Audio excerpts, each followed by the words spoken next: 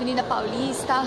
Tô indo lá pra Livraria Cultura, que hoje tem lançamento de tarde de autógrafos do novo livro do PJ Pereira, A Mãe, a Filha e o Espírito da Santa. Que vamos falar muito sobre esses sem vergonhas aí que usam a fé pra roubar dinheiro dos outros, né? Entre outras coisinhas mais. Vamos ver. E ele é o autor do best-seller Deuses de Dois Mundos, que são aqueles 3 livros que eu já fiz resenha lá no blog. Vou poder até deixar aqui na descrição os links das resenhas do livro do silêncio, livro da traição e livro da morte. Vamos lá? Aonde ela passava deixava uma fonte. Aonde ela passava deixava uma fonte. Quando os anjos passam, bebe água dela. Oh, que água tão doce, senhora tão bela. Oh, que água tão doce, senhora tão bela.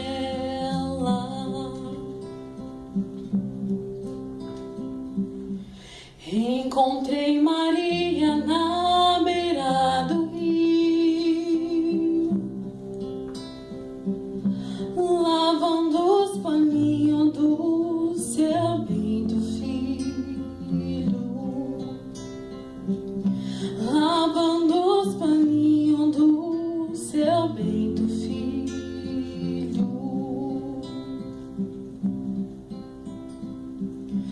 Maria lavava e José estendia, e o menino chorava dor fria que sentia. O menino chorava dor fria que sentia.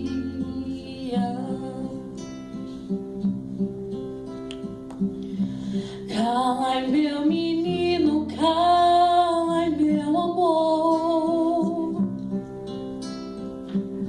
Cala, meu menino, cala, meu amor.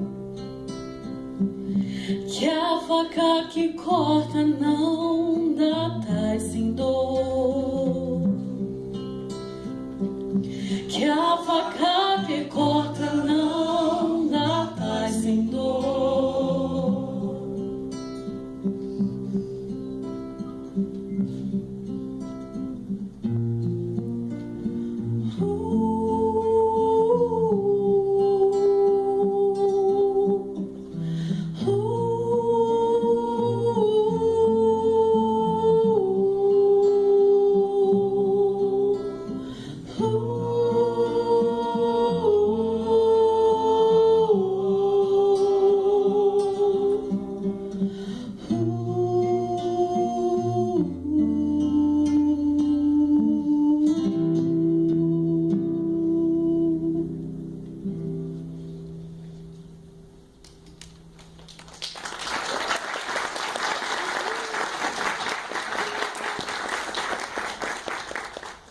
Boa tarde, gente. Nós somos o Diversitom e nós programamos essa apresentação aqui, que são músicas que são tema do livro. Então, vocês acabaram de ouvir o tema das Rezadeiras de Almenara, que fala de Nossa Senhora de Santana, que envolve aí todo o sincretismo que está em torno da Pilar. E agora nós vamos cantar Seu Vitorino, que é de composição do PJ, musicada pelo Carlinhos Brown.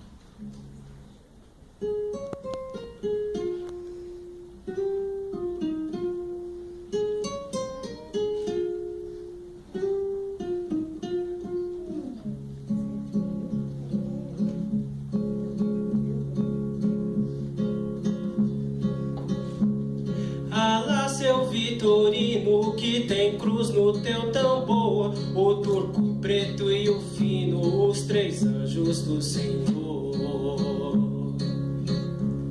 Alá, seu Vitorino, Vitorino que o céu anunciou, é o nosso pai menino que vem ver o Terecô. Sobe logo, tá indo,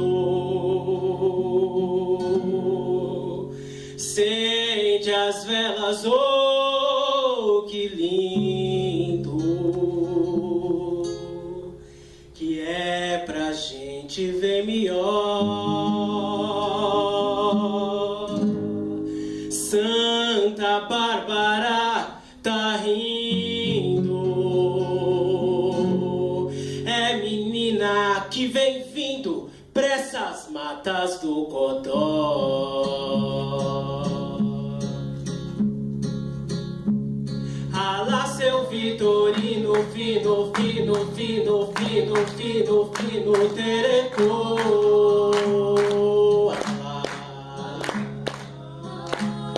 Alá seu Vitorino, fino, fino, fino, fino, fino, fino, Terecô.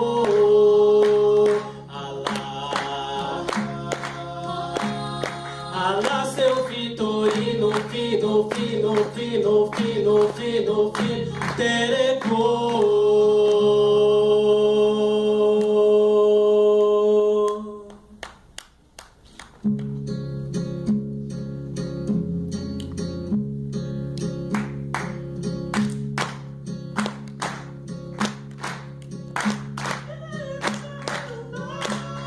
Manga me deu bom, manga me deu bom, manga me deu bom, manga me deu bom, manga me deu bom, manga me deu bom, manga me deu bom, manga me deu bom, manga me deu bom, manga me deu bom, manga me deu bom, manga me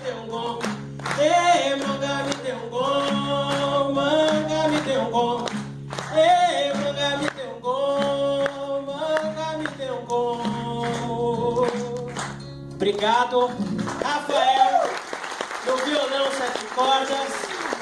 Tivemos aqui no palco René Natan, Érica Vaz e Gil Costa. E eu, Felipe Brito. Um abraço para vocês.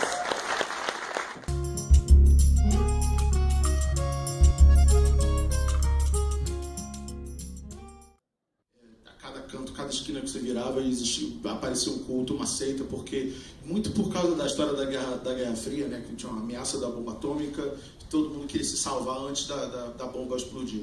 Então eu achava que isso aconteceu lá atrás, em poucos lugares do Brasil. Aí descobri que também tinha acontecido nos Estados Unidos, que tinha acontecido na Europa, que tinha acontecido na Ásia, e que depois continuou acontecendo depois dos anos 70 e depois dos anos 90 e que continua acontecendo até hoje.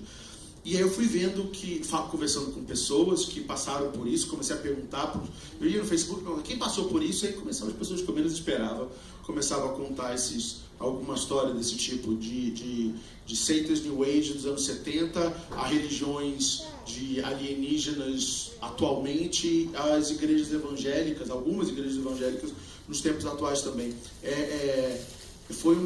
Foi assustador, na verdade, descobrir como tem gente, ainda nos dias de hoje, que coloca todas as decisões na vida na mão de uma única pessoa que, teoricamente, está intermediando a conversa dela com o divino. E das mais várias, não tem nenhuma religião que escape ou que seja dona disso, e eu acho que isso é um problema sério que, já que eu comecei a escrever sobre o mundo da fé nos outros livros, eu convidando as pessoas a pensar a fé de uma maneira diferente, esse eu quis fazer o contrário. Eu quis fazer com que elas pensassem, mas pensassem no lado negativo, no lado escuro da força, que é a fé, que tem várias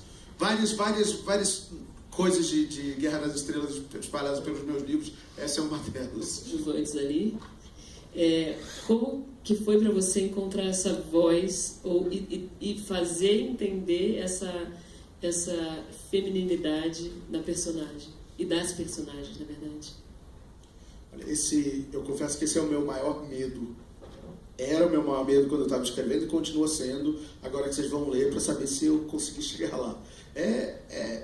Eu acho que o trabalho de escritor envolve, o desafio de ser escritor envolve você você se colocar na posição do outro. Para mim foi um exercício de empatia muito grande.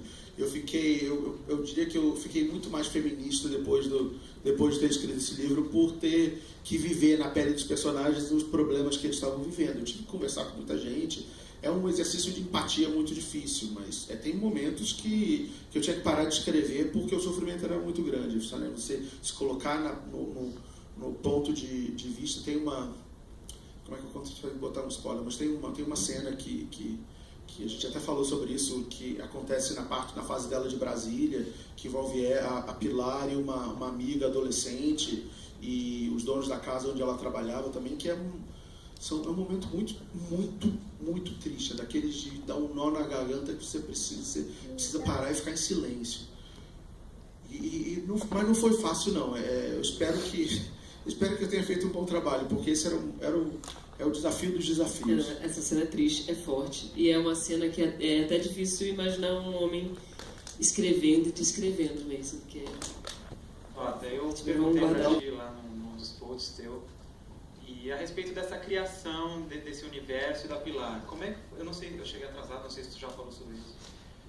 Como é que foi essa criação desde Deus dos Dois Mundos? Quando tu estava escrevendo Deus dos Dois Mundos, tu pensava em escrever esse terceiro justificando que a Pilar é assim, por isso a Pilar passou por aquilo, por isso que a Pilar aprendeu a fazer aquilo outro?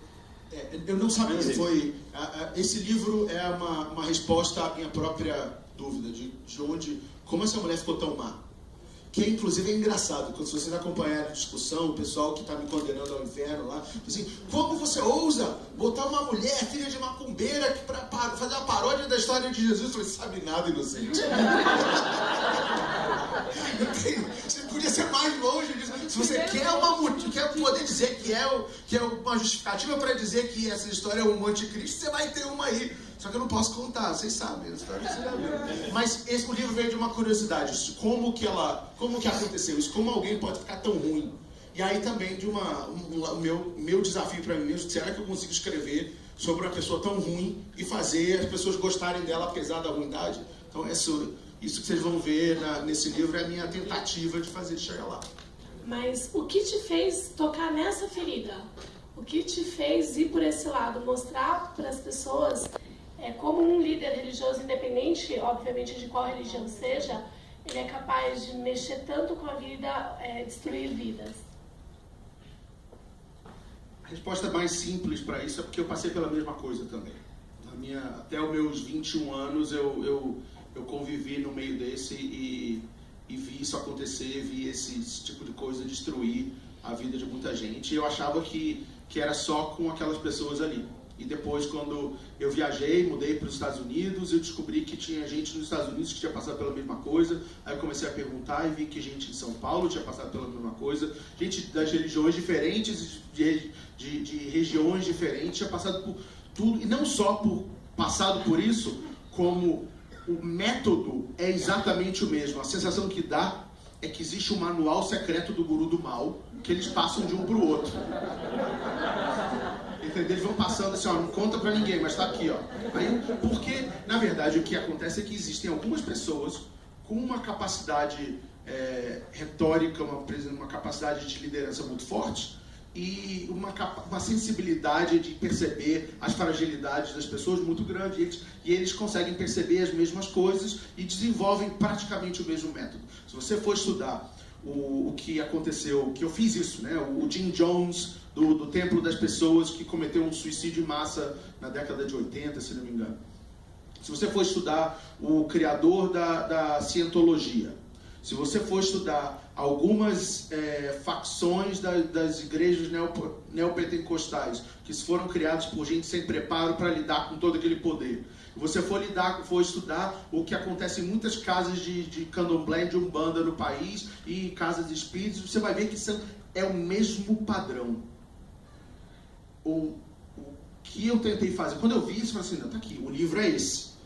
Será que eu consigo escrever isso através de personagens que as pessoas vão gostar, para que vocês entendam o lado humano disso e a experiência de passar por isso, em vez da teoria que liga essas coisas todas, porque o método é um só. Esse livro, se ele fosse um livro teórico, ele se chamaria o Manual Secreto do Guru do Mal. Você citou Star Wars. Tem mais alguma coisa mais obscura nesse nível? Porque quando eu li, eu imaginei X-Men, pra ser sincero. Não imaginei Star Wars, mas tem alguma coisa assim da cultura pop que relaciona com o livro? Obrigado. Tem o easter eggs. Tem. Esse livro tem... Todos os meus livros têm easter eggs de Star Wars. Se vocês procurarem, vocês vão achar. Tem...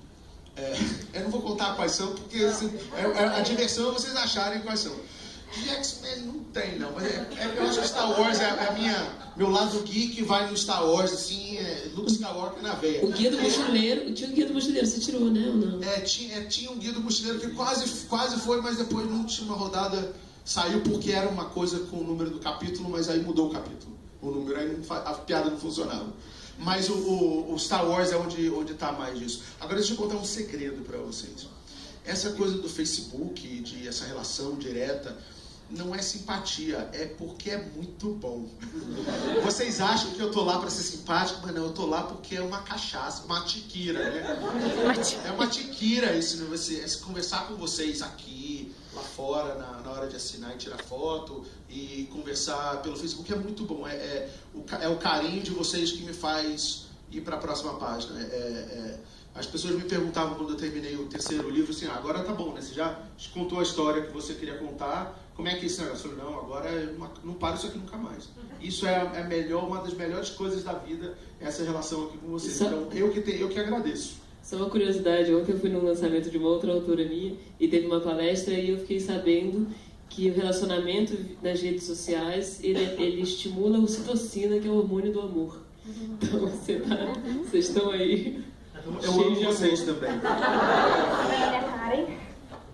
PJ, eu sei que é recente sua experiência como autor e eu queria saber quais são os grandes aprendizados de vida que você tira dentro dessa experiência, escrevendo. Pergunta boa. Aprendizado de vida é fascinante, é aterrorizante e é muito gratificante também você se obrigar a se colocar na posição de uma outra pessoa. Especialmente quando você se coloca na posição de uma pessoa que você odeia, como é a Pilar. O exercício de empatia forçada que é a literatura, eu acho que te melhora como ser humano. Mesmo que você aparentemente fique mais cínico em alguns casos, que você fique mais ranzinza, mas você passa a entender melhor as pessoas e pelo que elas passam. Acho que sempre tem, nessa sala aqui, tem centenas de histórias diferentes e cada um de vocês está passando por um problema e por uma coisa boa na vida, e quando você está conversando e lendo os posts, ninguém sabe o que está realmente passando por ali por trás. A gente é tão rápido em criticar acho que a história da Pilar, por exemplo, foi um pouco isso. Assim, eu não gostava, eu odiava a Pilar, continuo odiando a Pilar, mas me forçar a escrever a vida dela me fez ter mais vontade de entender pelo que as pessoas passaram antes de ter esse julgamento, entendeu? Eu lembro quando eu estava no segundo grau ainda, no colegial, como chama em São Paulo, eu li um poema que agora nem lembro de quem é, mas dessas coisas, meu professor de literatura vão me odiar por não lembrar mais, mas fala assim, e que eu nunca mais esqueci, ele fala assim, o poeta é um fingidor, que finge tão completamente, que finge, pessoa, né? Que finge parecer que é a dor que deveras sente.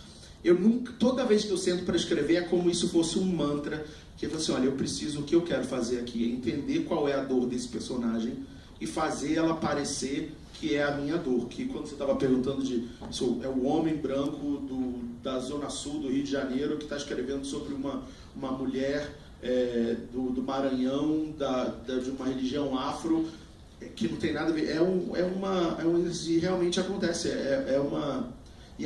isso muda a tua vida, isso muda como você enxerga. Se alguém aqui já teve vontade de experimentar escrever, vale a pena, você passa a entender o mundo em volta. É extremamente muito melhor. questionado a respeito do porquê de Pilar, e se você tiver a ideia de fazer o filme, se isso viraria spin-off, se poderiam surgir livros spin-offs a respeito de cada um dos personagens dos outros livros.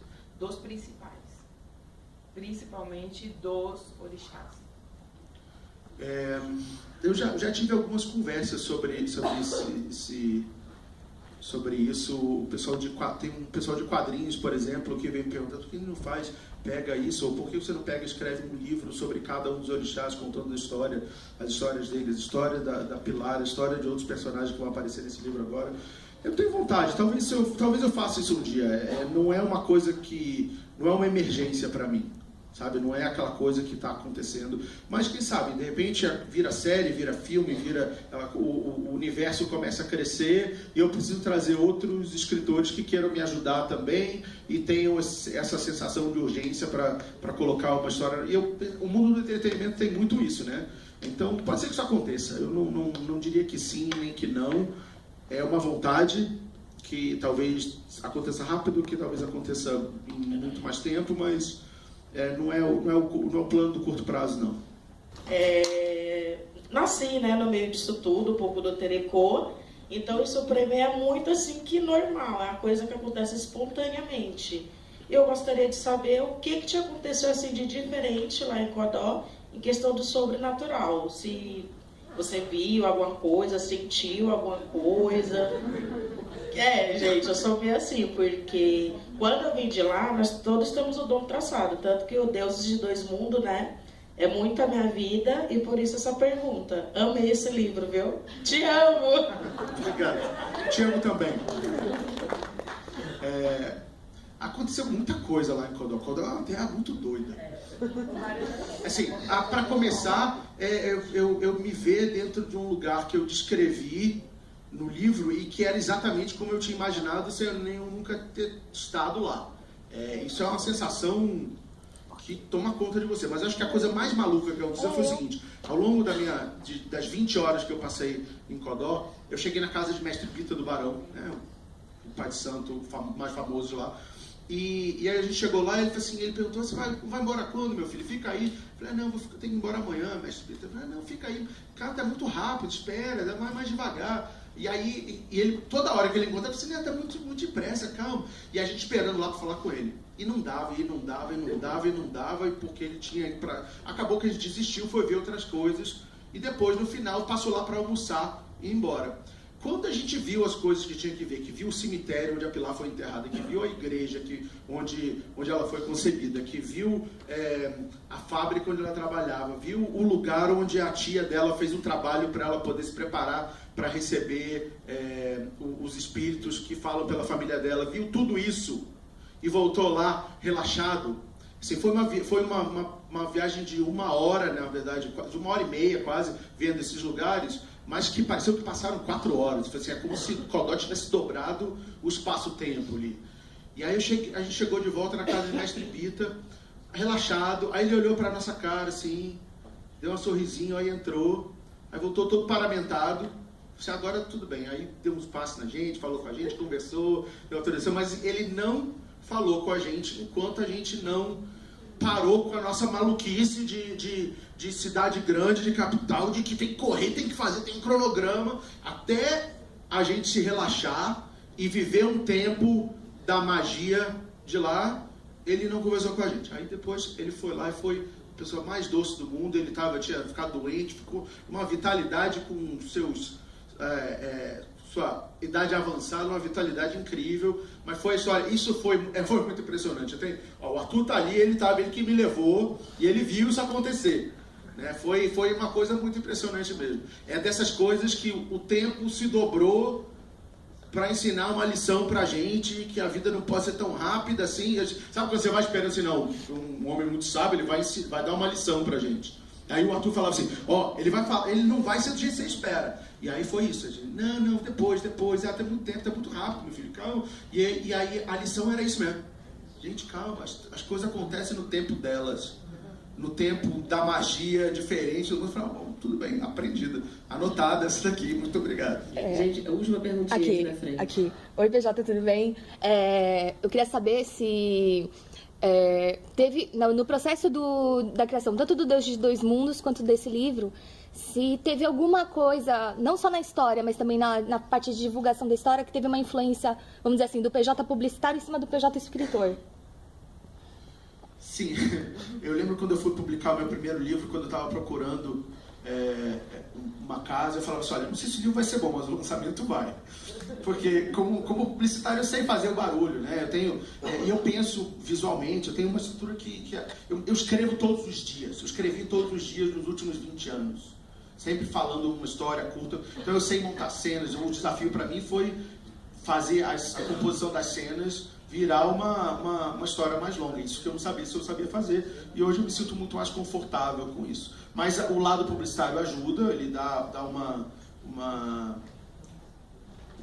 estrutura de vida e dá uma velocidade de produção muito grande, e a literatura também leva muita coisa de volta para a propaganda, de pensar histórias de modos diferentes, de entender a motivação de personagens, de se colocar na vida daquele personagem, em vez de simplesmente colocar uma historinha de um produto lá. Então, a minha vida é um yin e yang ali, né? Tem um lado e outro que eles parecem que brigam, mas na verdade o equilíbrio entre eles é o que faz a coisa andar mais para frente. Agora já estou indo lá na Ásia para falar de um livro de África.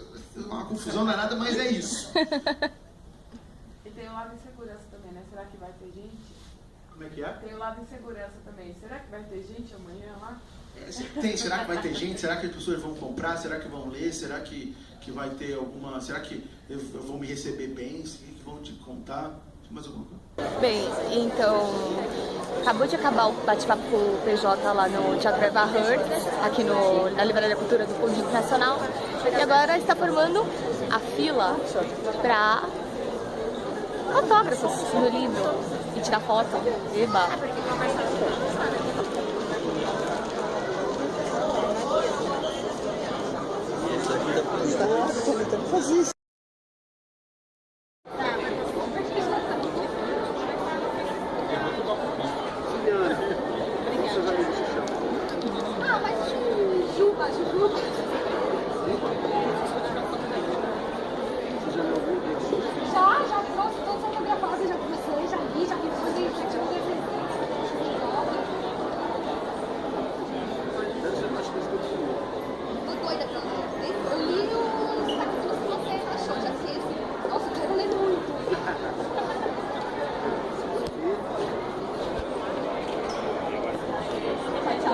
Palestra acabou, livro devidamente autografado, vou mostrar pra vocês já o autógrafo que ele deu.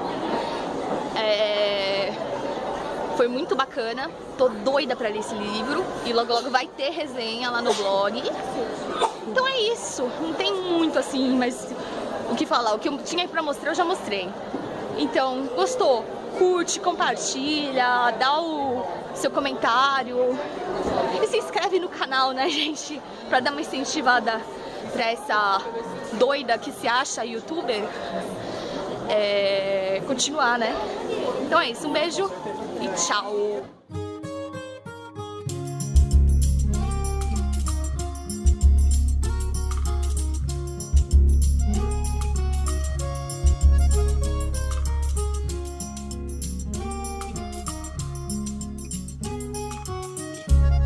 Alá, seu Vitorino, que tem cruz com teu tambor.